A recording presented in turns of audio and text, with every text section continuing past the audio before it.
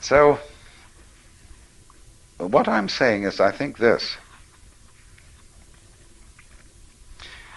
I'm trying to share with you a certain style of life and an attitude to life and an insight. Well, I've taken you on one side and said, listen, kids, things aren't what they seem. Don't be fooled. There's a big deception going on, and you're involved in it, but I just thought you ought to know it. And enjoy it. See? I'm terribly puzzled about the way people go out of their way to disenjoy themselves. They take so much trouble about it. Did you ever read H.L. Mencken's essay called A Libido for the Ugly? And it describes a Pennsylvania mining town, which isn't exactly totally impoverished. I mean, they can build things and they have enough money to do this, that, and the other. But he describes how they made a church out of yellow stone that's so awful that it looks like a Presbyterian with a grin. And all around you have only to look and you see this perfect passion for making the world look grisly. And it isn't only job builders and garage owners who do this kind of thing, it's also people who profess to be painters. They're actually using excrements for painting in Paris today, on the theory that the world is shot to pieces, and that since the artist is a representative of his times, he ought to show the times as they really are, as a social critic. And so he makes the most weird, I mean, he paints Campbell's soup can, and then he makes music that shrieks and screams in the most, he just goes out of his way to make it sound as ugly as he possibly can manage. And the ingenuity about that is endless. Because that is the times. He's a critic, you see. Instead of being somebody who reveals. Now you see, let's take the sort of the character of the Pied Piper. The person who brings you an invitation to dance. I would say then, you see, there is going to be a dance this evening, and I would like you all to come, you know. That's the spirit in which I invite you to a seminar. I'm not inviting you in the spirit of saying, no, we're going to have to discuss some very grave matters, and you ought to be awake to all these things and arouse your social conscience, and so on and so forth. Because when you get through with all that, then what?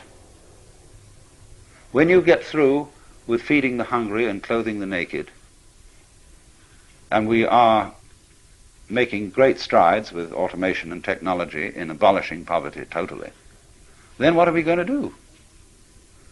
Well, you see, if you've got all these people clothed and fed and so on, and then they say, well, now what next? If you've got a kind of Quakerish state of mind, you don't know what to do. Well, feed and clothe somebody else. You see? Get busy. But then, where is that leading? So you see, to spread joy, you have to have it. To impart delight, you have to be more or less delightful. And to be delightful is not some factor of trying to make yourself look delightful. It is to do things that are delightful to you. You become thereby delightful to others. That's to say, people who are interesting are people who are interested.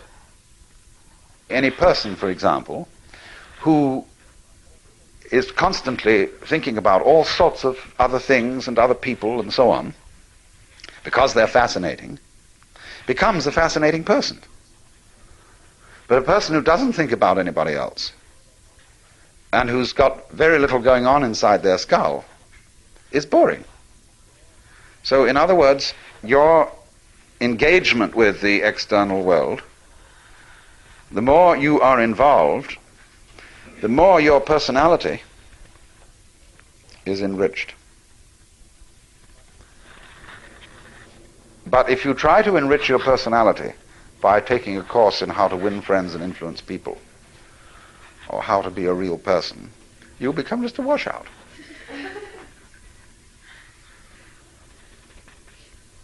Because you will be in a kind of small circle. You'll be, as it were, you'll be like somebody trying to get a good nutrition by biting his nails. And then the fingers next. And then half an arm gone and so on. And you're entirely nourishing yourself with yourself. Now, of course, on a vast scale, the universe does that. It eats itself up. That's why the symbol of the snake swallowing its tail is a very fundamental, archaic symbol of life. But the way it's done is that the snake has in some part of the ring a place where it's not sensitive. It's called the unconscious. Where it doesn't know that what comes to it in the form of food is actually what left it in the form of excrement. That thing is, don't mention it. After all, as the Lord said at the beginning of the universe, you must draw the line somewhere. And so, as a result of there always being a kind of gap, that's the gap, like where the electric spark jumps. That's the thing behind your head, behind your eyes, that you could never get to look at. It's the gap. And because of that little gap, the circle doesn't just revolve in a dull way, just go round and round and round like a boring thing.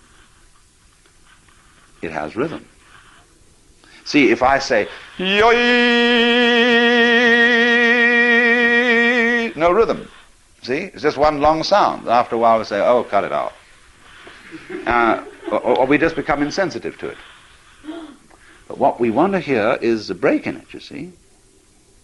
And we want to hear it go on, off, and vanish, and come back again, and so on. And it sets up a rhythm. That becomes interesting. That's putting gaps between, you see. We need those gaps. So now you see it, now you don't. Now you see it, now you don't. Oh, that's pretty dull. So what we're going to do is this. We're going to have you see it 3 times, and then with a regular not see it between them. Then there's going to be a longer not see it after that one. And then I'm going to do something very complicated after that so that you don't really know when it's going to come next. So there's going to be a surprise. You know how we all do that? And interesting people are those who do this in very involved ways. Dull people, sort of people who put their hats on absolutely straight, are the kind of people, for example, who have the same meal every day, exactly the same thing, always. See? Have no inventiveness. They have the same routine, they go to the same office, they answer the same kind of letters, and that's that. See? But then, if they want to start up a more interesting kind of business and make more money, then they have to figure out, let's take the people who make clothes. They figure out fashion. It's going to be a new thing for ladies, a new style this fall. We're going to make them do long skirts instead of the short skirts, middle skirts. And the skirts go like this. Then finally they thought about having topless women. They're going to play around with that and have an absolutely scandalous ball. But that's the whole thing, you see. It's this thing of rhythm. And yes, you ask, well, I see that. What is doing this rhythm? Who, after all, am I? And as you explore deeper and deeper and deeper into the nature of yourself, you find that you're a rhythm doing a rhythm. And behind that, there's another rhythm doing a rhythm. Your vibrations. And once again, you meet our friend the onion.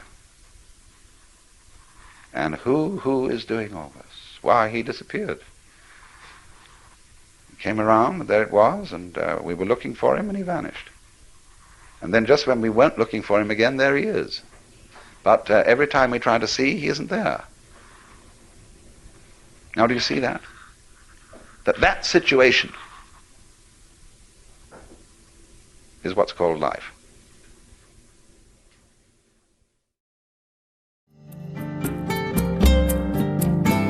This concludes Session 4 of Out of Your Mind, Essential Listening from the Alan Watts Audio Archives.